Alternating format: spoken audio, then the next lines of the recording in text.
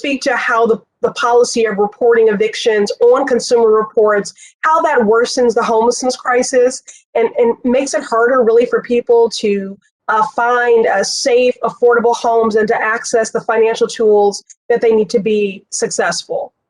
Yes, thank you so much for that question. I think it's really an important question as we think about homelessness prevention and eviction prevention overall. We know that evictions perpetuate cycles of homelessness and housing instability, and that a lot of landlords use consumer reports during their initial tenant screening. And then they may choose to not rent to a tenant who has a history of eviction. That happens even when an eviction filing is ultimately withdrawn. Sometimes those withdrawn filings still show up on a tenant's consumer report without the additional context or ability for that tenant or prospective tenant to be able to explain what happened or what that particular context was. So, and then you also noted that this is a particular problem, especially for renters of color. And in particular, Black and Latina women are more likely to be evicted than their male counterparts, as well as the ability to file against for eviction. So it really does have a huge impact to people not being able to exit homelessness. Thank you. Well, I mean, it's clear that the U.S. credit system is one that perpetuates racism and economic justice, while its benefactors attempt to sort of pass it off as an objective metric of financial trustworthiness. In reality, this policy further entrenches injustice and acts as a barrier to families' ability to realize their basic human rights to housing and opportunity.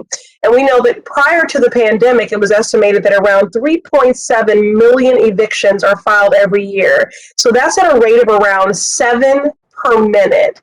But even though this data is very jarring, it still may not show the full story of the eviction crisis.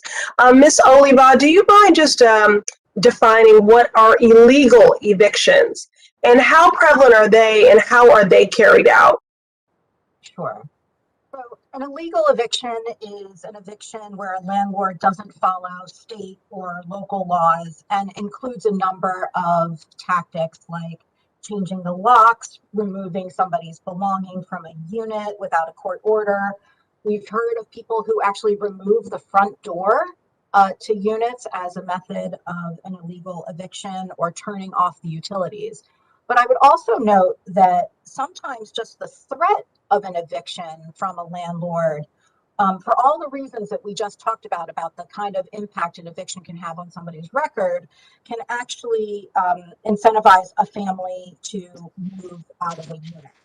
So, we don't always know, we don't know, these are illegal, so we don't know exactly how many obviously are happening.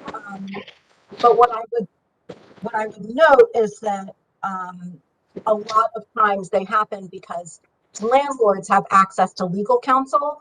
About 90% of landlords have access to legal counsel when they're filing an eviction, but only 10% of tenants have access to legal counsel when they're fighting an eviction.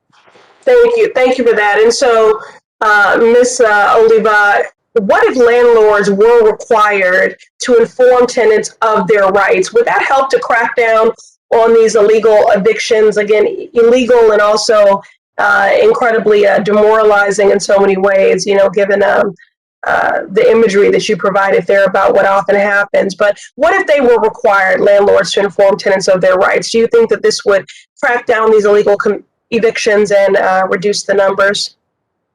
So I guess what I would say to that is that the more that tenants know about their rights, the better.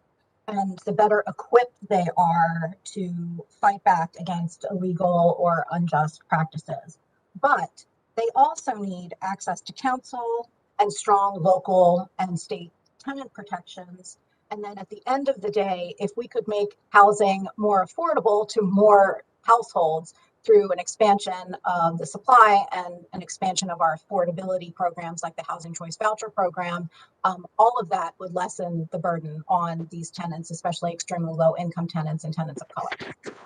Thank you. Well, almost out of time here. I would add to that, if they were required to provide justification for an eviction in writing, that might also combat. But that's why I've introduced the Housing Emergencies Lifeline Program Act, not only to prohibit the reporting of eviction data on consumer reports, but it funds legal counsel for those facing eviction and cracks down on illegal evictions in that exact way. So I hope my colleagues will support this legislation as a critical part of our larger, long overdue strategy to end homelessness.